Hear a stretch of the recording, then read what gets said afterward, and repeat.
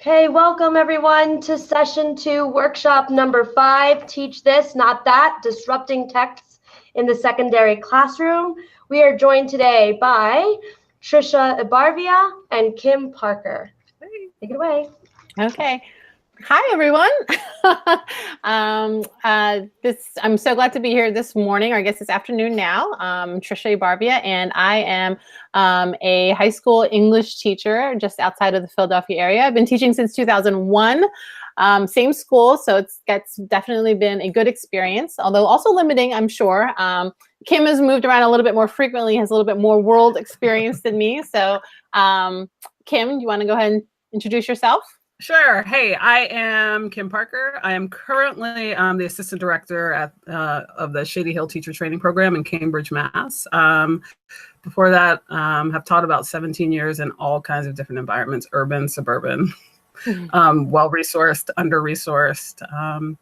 And we are both Heinemann Fellows. Yes. Kim and I met about this time 2 years ago. It's our almost 2-year anniversary, Kim, and through the Heinemann Fellows program. And those of you who saw the opening today with Ellen Keene, who is our chairperson, whom we love. Hello, Ellen. I have to go back and watch your session. It has been an amazing opportunity to be part of that group. And a lot of what we're going to talk about today has come out of the work and both formal and informal, the conversations we've had with our fellows. So shout out to all the fellows. Our time is coming to its end, but I do not accept that. I know, I refuse. Okay. So I'll share my screen now. Here we go. And then get here. Here we go. And can you see the presentation yet? Do you see that? Yes? I see it. Okay. All right. Good. So today we are talking Teach This, Not That, as Diana mentioned, disrupting text in the secondary classroom. And we told you a little bit who we are. And you can see there on the bottom of almost every slide, there is the hashtag for this particular session. And those are our Twitter handles, Teach Kim Possible and Tricia Ebarvia. So today we're going to talk a little bit about bias. And what do you mean by bias? This is the Google definition that if you just Google it, you'll see it's, prejudice in favor or against someone or something or some idea. It is, often showing favoritism for something or against something. But we're here to talk about too is about the way bias appears in all different forms. The next slide here, we want to share with you, we all have biases. It's just naturally who we are. If you think about our environments and all the stimuli that come at us, our brain takes shortcuts in order to process all of it. And I love this resource. I actually have this poster hanging up in my classroom, and it goes over 24 cognitive biases. And again, these are really shortcuts that we use in our thinking, but they include things like anchoring, which is where the first thing that we learn or the first piece of information that influences everything else that follows. Confirmation bias, of course, seeking information that validates our point of view. In-group bias, where we favor those in our group. Framing, how something is delivered, the context influences the way that we judge anything that might follow it. And again, I do use this in the classroom, and my students, in fact, about a month ago, we used it, and we talked a little bit about how these are appearing in our own thinking. Let me move forward here. Okay, and so when we think about bias, and we think about identity, we're really looking at the people, experiences, and backgrounds, the cultures, and the contexts that inform our biases and therefore who we are and how we see the world, right? Identity is who we are, how we see the world, and how we treat others. Just recently, thinking about the environment, just recently I listened to a great Hidden Brain podcast. And I'm going to stop sharing the slide for a second. A great Hidden Brain podcast. And if you're not familiar with it, I definitely recommend it. Can you see me or can you see the slides? I can see you, Tricia. Okay, you can see me. Okay, well, I can't see me now, so hopefully I look fine. But I listened to the Hidden Brain podcast, and what they found was, if you're familiar with Harvard University's implicit bias test, it's one that you can take online, and if you Google it, you can find it. That is open to the public to take, and it tests your biases in all different avenues and venues of life and public, the public domain. And what they found was that there was a correlation between police shootings, the number of police shootings of unarmed Black men, and implicit bias. So the higher the score of the implicit bias in a region, they could predict a higher rate of police shootings. And what's interesting that they pointed out about that research is that the police weren't necessarily the ones who were actually taking that test, right? It was the people that were around them. So it's interesting to think about how, excuse me, the community that you surround yourself in, the air that you breathe, even if you yourself individually don't think of yourself as a biased person or prejudiced, you are influenced by the people who are around you. And we saw that most recently with the Starbucks incident. So Kim, if you want to talk a little bit about that. And Tricia, I was just checking social media, so sorry, okay. I was not laughing at bias. I was laughing at like Ellen Key and Hey Ellen. But I think it's really interesting to think about how the Starbucks Philadelphia incident is playing out, right? Like these two gentlemen were in a place that, and Philly has a high population of people of color, but in that particular space, right, in Rittenhouse Square, they were perceived as different. And with all of the rhetoric sort of going on about Starbucks and about how welcoming it was, all of these biases came into place because they didn't look like they belonged. And I think in terms of thinking about how do we sort of reconcile text with what's happening, this is a perfect opportunity. And I hope one that we're talking about with young people, because here it is writ large, right? These are our biases on display. What do we do with them? Yeah, good. Yeah. So, and I'm actually from the Philly area, and you're right. It's the Rittenhouse area is a definite swanky area, I should say. Yeah. All right. So, can you see the slide now? Yes. Yep. Okay. So the other thing that we want to think about, if we are thinking about ourselves and our identity, is these three questions here. So thinking about the inclusivity of the media that you consume. And I think what's important here is that it's both personal consumption and professional consumption. So what do you read personally by people of color, LGBTQIA plus authors, writers with disabilities, what books, news articles, publications? Sometimes I think as teachers, it would be nice if there was this maybe perhaps dividing line between our teacher selves and our private, selves and work-life balance and everything. But the truth is that we teach who we are and we bring everything that we are into the classroom, the examples that we use, the analogies we use, the experiences we share. And our experiences are informed by what the media we consume, whether it's TV, films, podcasts, who's creating that media, what visions of the world are they sharing? And Kim, do you want to talk a little bit about the professional literature and PD? Sure. I think it's really, we can get really caught up in sort of continuing to cite and to use voices of like sort of big names or people who might also be sort of reviewed in the literature. And so I think we have to work really hard to first say who's in my, what articles am I reading, who's workshops am I going to see, who's missing, right? And then we need to work to diversify those personal learning networks and also RPD, because if we are consistently seeing the same people talking about the same thing, then that tells us something, right? There are plenty of people, underrepresented populations who are excellent PD providers, and we're not necessarily using them. And so what does that say if we like PD, but we only like our PD from certain people? And also we like personal learning networks, but only if they include people who look like us or who share the same values. So again, it's thinking about who's in our network, who's missing, and what are we going to do about it? Because if we're not changing it, then it doesn't really matter. Yep. Okay.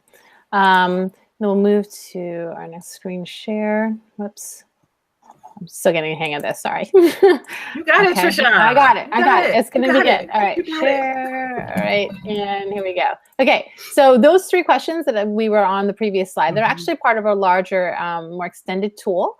And this tool is something that I created that came out of the work with Heinemann about how inclusive your literacy classroom is really. And it consists of 8 questions. So we just went over the first one and then the 3 sub questions, but it's really about, there's the media that you consume, but there's also, how inclusive is your curriculum, right? And we're going to get to some of that today. And then also how inclusive is your classroom library, your mentor text for writing, how often you use gendered versus non-gendered language, how equitable are your classroom discussions, how often do you model inclusive thinking when discussing your responses to texts? As a teacher, do you showcase or at least reveal some of your own struggles and the opportunities for learning that you've embraced, and maybe you can model that for your students? And in what ways do you regularly revisit your curriculum with your colleagues and think about how inclusive your practices are? If you can see, are you seeing the screen right now? Yes. You can see there's a link to that, how inclusive, the bit.ly link to both that blog post and to the tool right there. Kim, do you want to add anything here about the tool? Yeah, I just want to say that I've used this tool since Tricia created it with pre-service teachers, with teachers at all stages of their teaching careers. And this has been one of the most powerful tools that we can use for self-reflection. So I can't encourage folks to use the whole thing enough, all 8 questions, but definitely to start with these and then work your way out, giving yourself plenty of time to really work through and to really think about what you were doing and what you are consuming, because it does really start the work of self-reflection in ways that can change your practice. Yes. And as we think about self-reflection, we're reminded of Donalyn Miller's work. And Kim, can you speak to this? Oh my goodness, right? Donalyn. I think she says it a couple of times, but essentially she's talking about don't let our blind spots be your weaknesses. All right, what are we missing? Who's not represented? What are we not reading intentionally?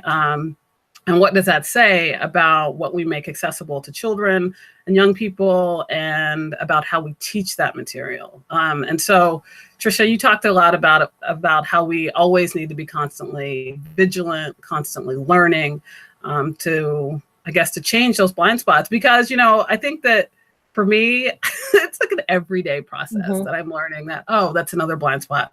Let me do something about it. Because you got to be like constantly on it. Otherwise, I don't know, it's just a process. Yeah.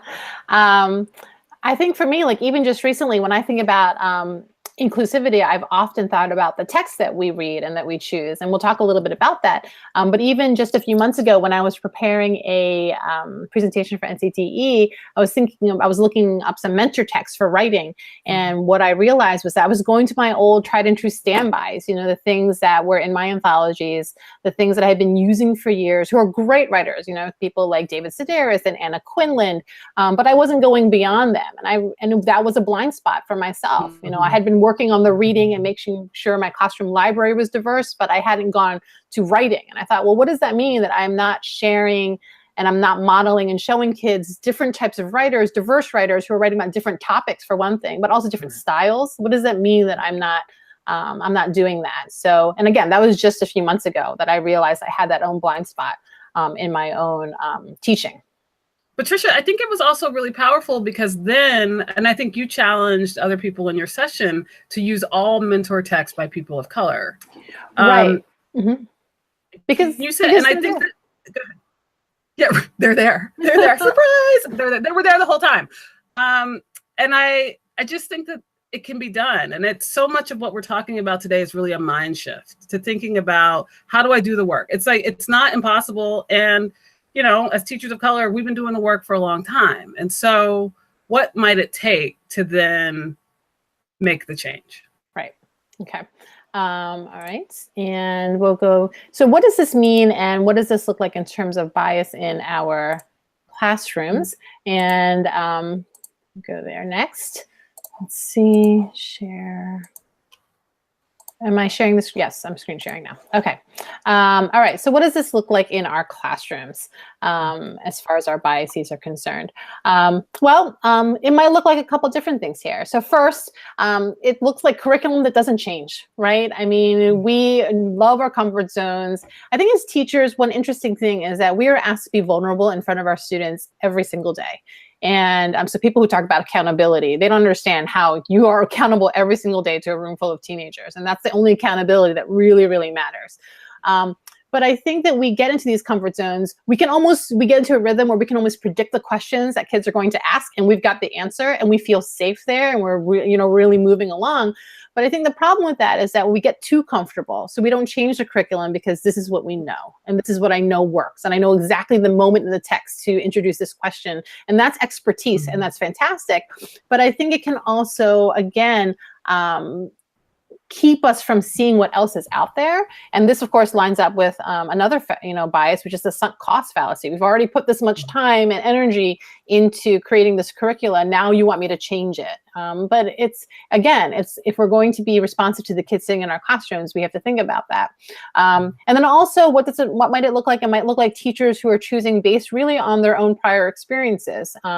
Another bias, a cognitive bias out there, is availability heuristic, where we tend to think about the things that first come to mind, was easily available. And that example that I gave about those mentor texts for writing, what sprung to my mind were the things that were immediately available to me, because I was in the habit of using certain people, certain texts all the time.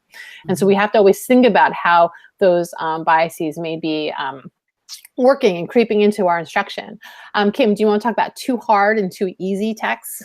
Sure. I think teachers can also fall into the pit of thinking that some texts are just too hard for some groups of students to read. I think that often falls to underserved young people, that we don't give them full text, or we give them we might not give them the same text as those taught on an advanced or an honors level, because they just won't finish the reading, or they just won't do what we need them to do. And I think that I don't know, right? Like, we've been underestimating underserved kids forever, and that is just not working. So they can do more.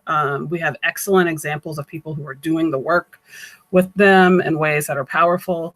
And then also, on the other hand, we give them texts that are too easy, because then we don't want them to fail, or we are afraid of not being able to provide the supports for them. And so it just ends up being more in that land of bias, where we don't give kids what they need. Yeah. And Tricia, go ahead. I was going to talk about the last bullet point. Did you have something else? Go ahead. Okay. So it was the last thing that that came to our mind was this idea of silences. The bias also appears in the curriculum through what we don't do and what we don't say. If, again, thinking about classroom libraries, what are the books that you showcase for kids? And we don't think twice when we see a YA romance and it's a boy and a girl who are on the cover. But the minute you think about, or you ask teachers to think about maybe putting the, Two Boys Kissing by David Levithan, then there's like, well, I don't know if I should put that up there or not. But think about the kids in your classroom, the kids who don't identify with, like heteronormative behavior. Like this is something that we have to think about when we think about the writers that we introduce. I was thinking about how I was telling Kim before, how we always talk about like, we're going to now read this, Black American writer, but do we say white American writer? And, the one, or do we say now we're going to do a unit of female writers? Like it's this constant. In what ways are we using our silences and our labels to other as well, right? Right. Okay.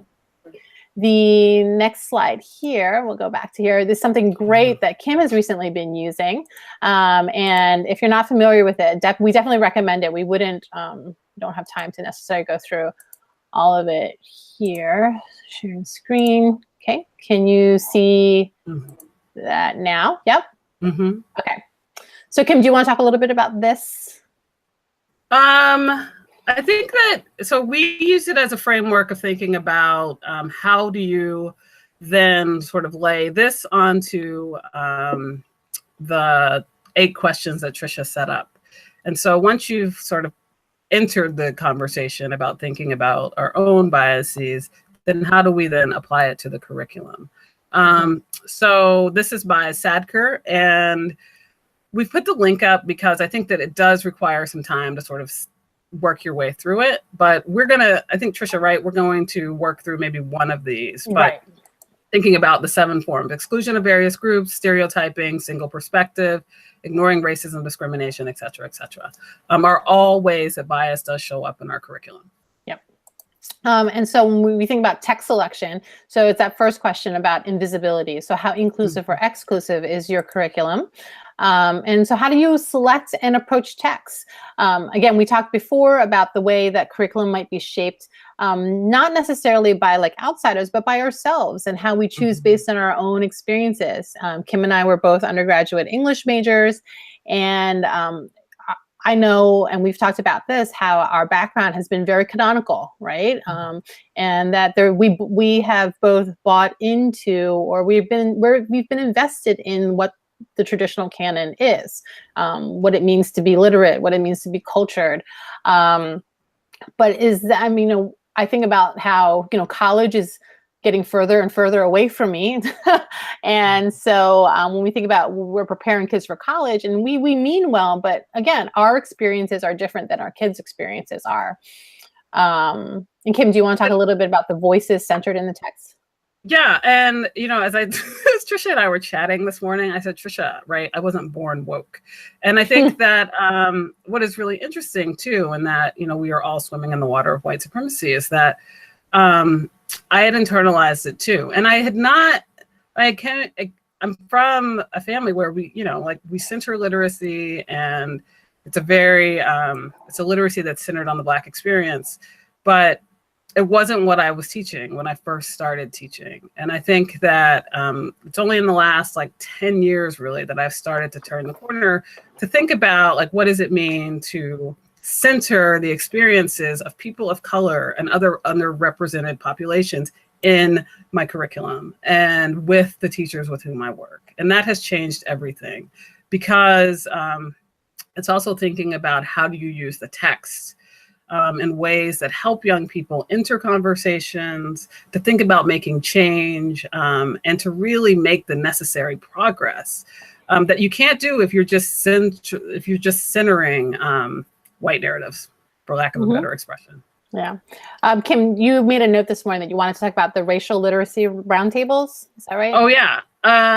Because one of the, I'm trying to find the slide. Oh, okay. So on that slide, one of them is about how do you integrate cultural and racial literacy in your instruction? And I just want to shout out Yolanda Seeley Ruiz's work at Teachers College, who she hosts the racial literacy roundtables. And it's really a way of thinking about race as a structural problem.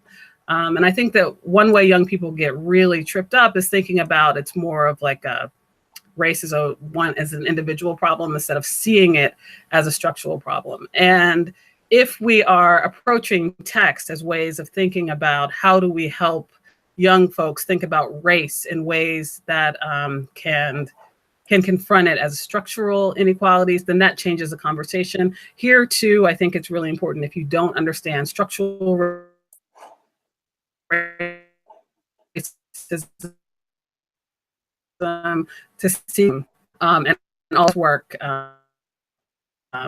is really great. We use text to do work of really dismantling racism. Yeah. Okay. Yeah. And as we're moving on a little bit here, one way to think about text selection is a course that everyone, of course, every high school has in the country, really, which is American literature, and thinking about the canon. And right. I think one of the arguments about the canon, and like we mentioned earlier, Kim and I, we are very invested in the quote unquote canon because, is what we know, right? So there's that bias there. But there is a value to shared cultural knowledge. There's no mistaking that this is true. That they're what binds us as people are the things that we read and that we share, and the texts we consume and we talk about. But we have to also think about in what ways that canon can be problematic, like who's creating it and for what reason. And that the canon, I've talked to my colleagues at school a lot about this, is not something that is static, right? It is something that can and should be ever changing. And when we think about American literature and the canon, and I have a slide up here, you know, then and now. So, I mean, I went to high school, it's now decades ago. And many of these books were the books that I read. And many of these books are the books that we still teach. And there's value in that, but there's also a question about that as well, right? Kim, would you say your experience is the same? Same. And again, it's not that there's anything wrong with these, but it's how are we teaching them, one, and two, do they still need to be taught, one, in the same way, and two, just in general? Could we perhaps, if we look at the next slide, offer some other narratives, right? So To Kill a Mockingbird To Kill a Mockingbird, it's in the news so much, and but if we're talking about a narrative about a young person coming of age, having to face discrimination and racism, is that the only text? Are there other narratives? If we think about The Hate You Give by Angie Thomas, All American Boys, and Dear Martin, I mean, these are texts that also help to center not just the experience of looking at racism, but looking at it through particular characters' eyes. Kim, I know you had a lot to say about this earlier in terms of the well-developed characters. Okay, I think. Let me remember. I think what I had said is that young people need to be exposed to a range of well-developed characters of all varieties. And I think what we have to move away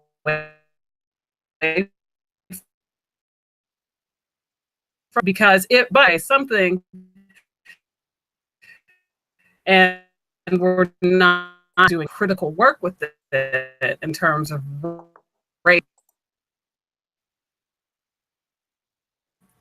difference or just being, then so the text that it's got to be a range of characters doing a range of things, like the everyday experiences, I think, that Violet Harris and Nair talk about, right? Like, we need the everyday as much as we need historical oppression or current day oppression. Yes. Go through here. Okay, and all right, so we have these texts here as we shared, and then we'll move to the next slide. Of course, you can't, I mean, it would be one thing. I mean, we're not saying here that we need to get rid of things from the quote unquote past and from the traditional canon, but we are thinking about, you know, what should we keep, and we should keep things, and how can we think about what's worth keeping, because we don't have these unlimited budgets where we can just get new books all the time.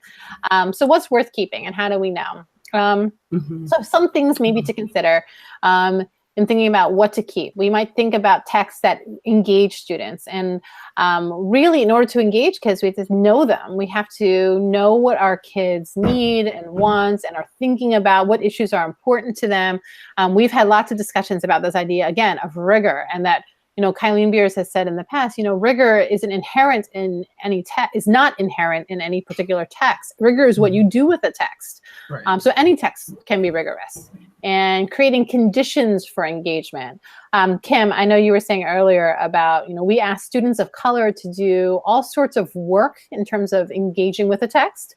Right. And then we're quick to say they're not engaging. And I think that this is where, if we are really worth our salt as teachers, right, we create those conditions. And I think that we ask underserved young people to do so much work, and we don't do it, Oh, but what I mean by that is that, what would it mean for us to center experiences of underrepresented populations for all children, right? White ones, and underserved young people as well. And then to think about what might it mean for everyone to be able to enter this text and to have a robust experience with it. Yep. And again, back to that cultural literacy value. We might keep a text because I do think that there is value, of course, in reading some of those texts that we had there before, including To Kill a Mockingbird. But the question is, how do we get kids to talk about it? Or The Scarlet Letter, or, Their Eyes Were Watching Gods. But how do we engage with them?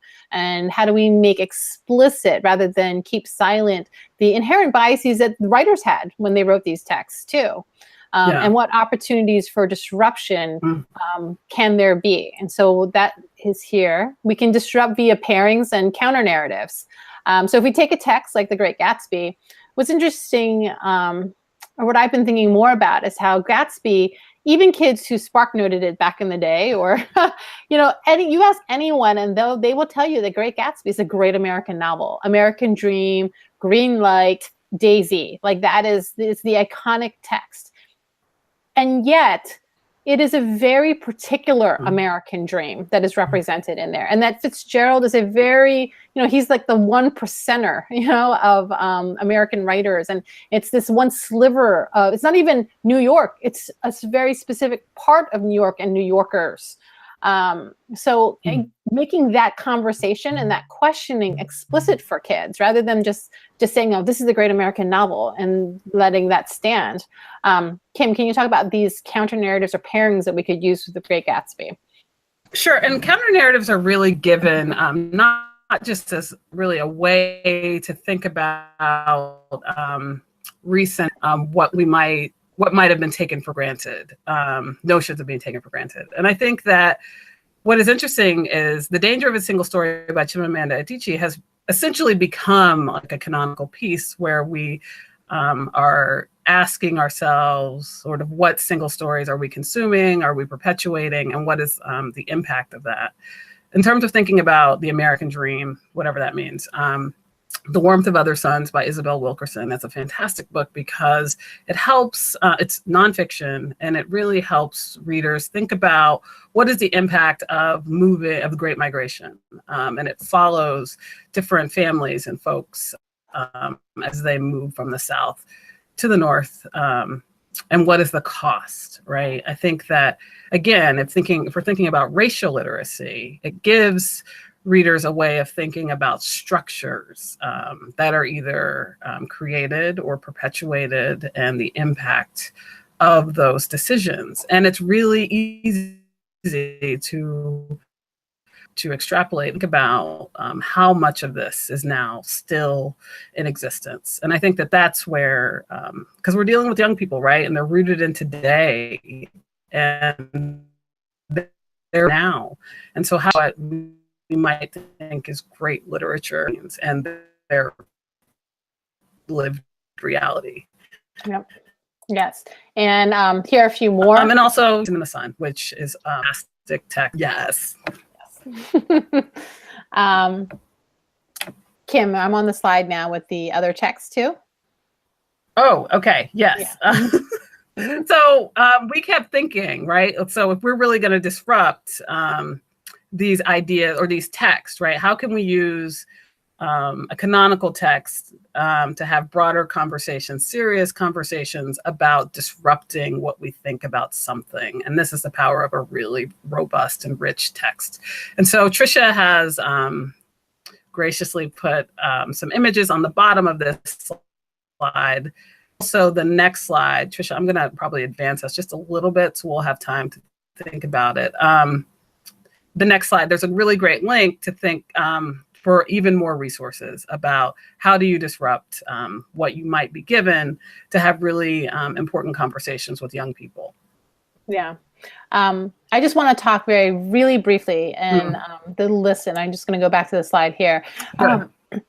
This book right here, When the Emperor Was Divine by Julia Otsuka, I think is really, it kind of flies under the radar. I reread it again recently. And when we think about history and we think about what does it mean to be American and the American dream, this is a book, if you're not familiar with it, it is about, it's historical fiction, but it's about Japanese internment.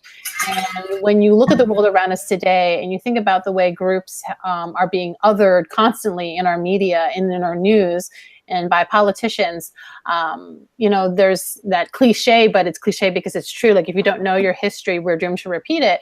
But this is a great book in terms of putting kids into this, the point of view of what would it be like. What does it mean when your citizenship and your allegiance and your loyalty is questioned? And then, you know, what is the American legacy of like something like Japanese internment? And how many people even really know what that was? I mean, you know, and this, again, those silences, if we're not talking about it with kids, then they don't ever really learn about it either. And again, this, and like we said earlier, we are not by any means experts. So even this list is a living document, and just as we think the canon should be living. So this, maybe months ago at this point, I asked for suggestions about diverse texts to include in American literature. And this list right here is really just is a product of that, and it's ever changing. So please, if you have things that you would, if you want to take a look at the list and tweet out even more suggestions, we would definitely appreciate it, and we can add them so that we can crowdsource and make all of our pairings and our curriculum better through our shared knowledge. Okay, so what's that? Just to say that it's really important that we remind all and that we're doing the work together, because otherwise we're not going to do any movement. Go ahead, Tricia. Yeah, no, sorry, you're like, there's like an echo, or you're cutting in and out a little bit for me, but now I hear you. Great. Yeah, so going back to this idea of blind spots, so thinking about, you know, we're looking at narratives and looking at the idea of a white savior narrative, which I think that if we think about To Kill a Mockingbird, a text like To Kill a Mockingbird, again, if that's a text that has to do with discrimination and racism, it's good to question, well, whose voice is being centered there, and in what ways?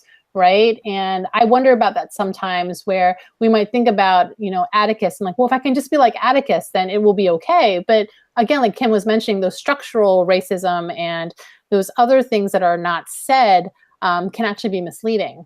And the patriarchal bias. Also yes. And also those really flat Black characters. Right. Yes. So I think that then leads us down this slippery slope of not really being able to give full life to characters of color. And then, I mean, again, if we're discussing this with young people and we don't really talk about that, and we don't provide them really rich examples of all kinds of people, but particularly ones who are often left out of our canons, if we're going to call them that, then that's a problem, because then we see sort of the everyday playing out of it is that so many people fail to see the humanity of people of color. Like, we're just trying to live out here, right? Really. And if we can't even get it in a book, then how are we going to have it in real life? And really, right? If we're teaching, then we need to address that.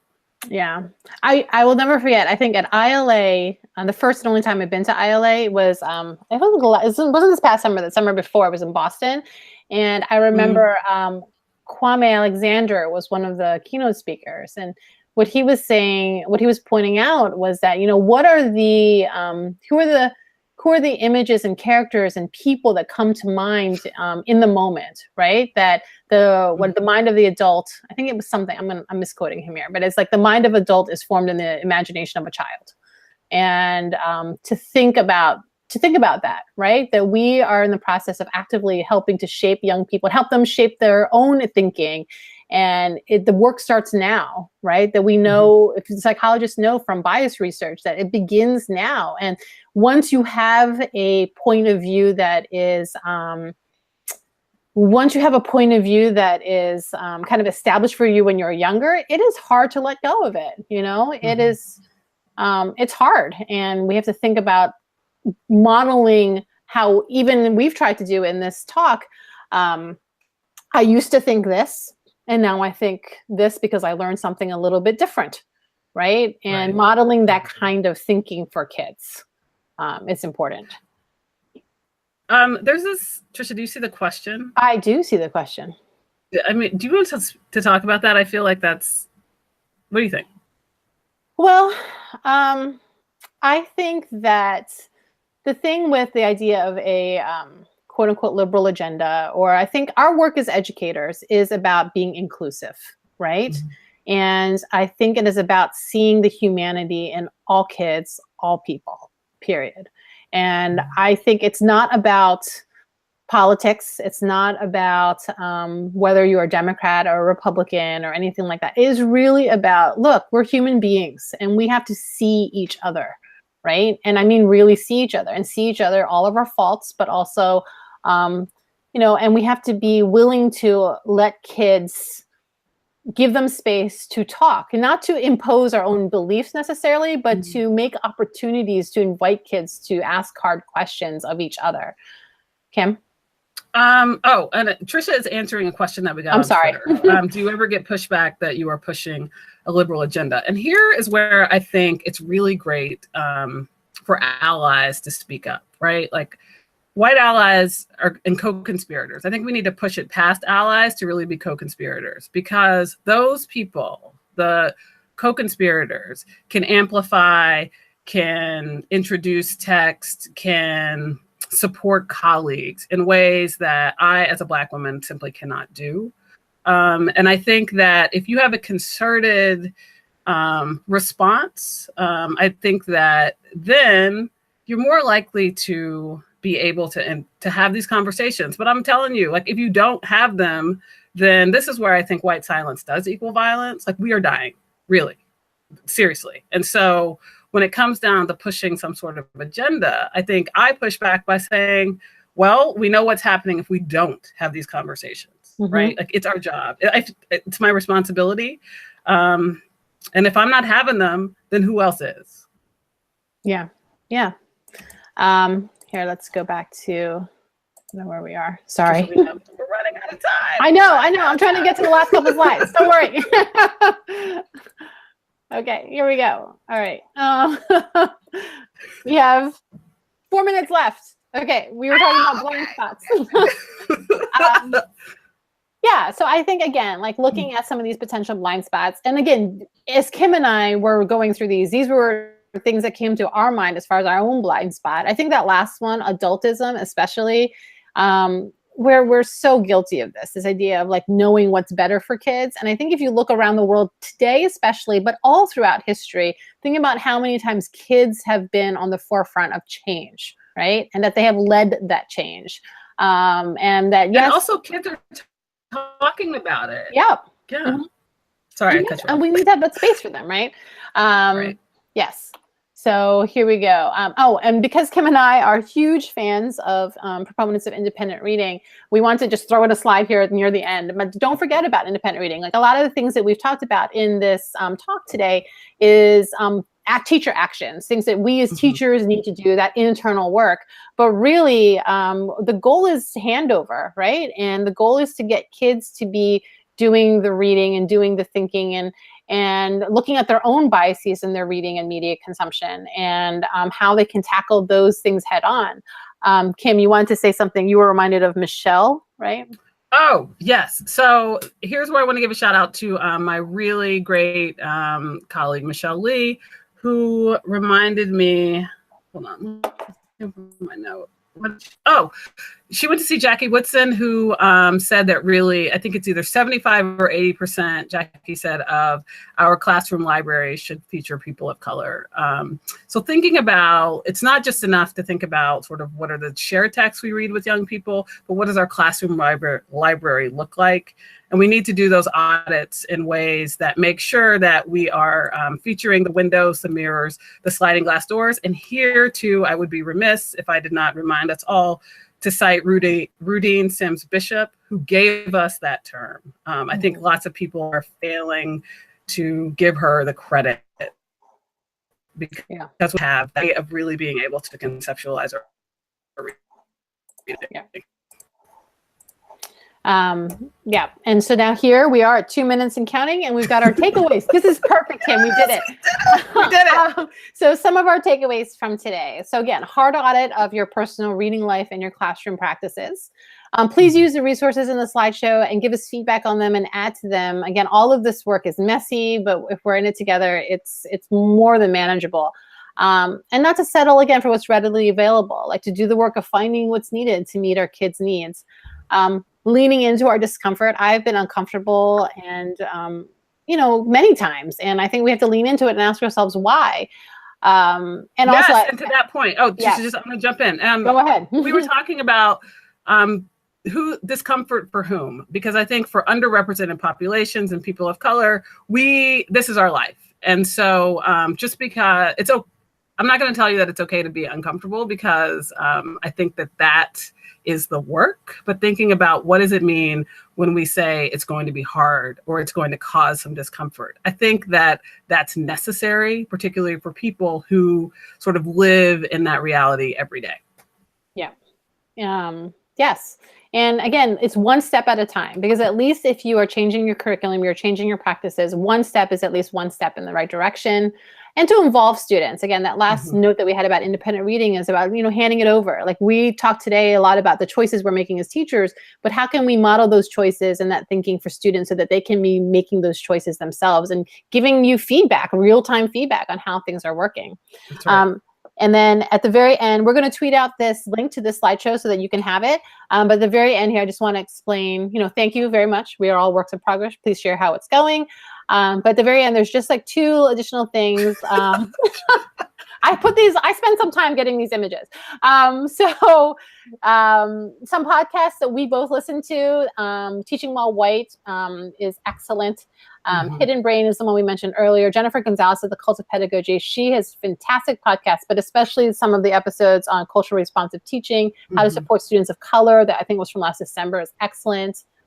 Code Switch, great. Represent and Still Processing. Those 2 I listen to because I like hearing writers of color, journalists of color reacting to mainstream media and news and culture and hearing their takes. And of course, if you're not already familiar with Seeing White on Seeing on Radio. And finally, Teaching Tolerance, shout out to them, Rethinking Schools, because they are excellent and wonderful. I'll stop sharing the screen so we can say goodbye to you in person if I can find my way back around here. Here we go. Okay. Yes. Yay. Always an honor to be able to tech host and then learn such great nuggets. And thank you for having this conversation, because while it may be difficult, it's one that's so needed. And, just checking in on our classroom libraries, and making sure it reflects our student body is so important. So thank you so much for the work. And I have to announce our next session. So I'm going to. Yay! Thank you so much. Hold on a second. Okay, so we have coming up next in session 3, Maggie Roberts, and she will be talking about the power of story, using writing as a way to form community, take risks, and help students to see themselves in our curriculum. We have Joseph Teague with workshop number 8, Golden Words and Golden Lines, adding vocabulary and author's craft study into independent reading and writing. And then I believe it's session 9, Aubrey Diorio and Caitlin McCummins, Innovate for Littles, using technology for inquiry-based learning. So take a break, take it all in, get on the Twitterverse, and come back and join us at 1 o'clock Eastern Standard Time. All right, bye. See you later.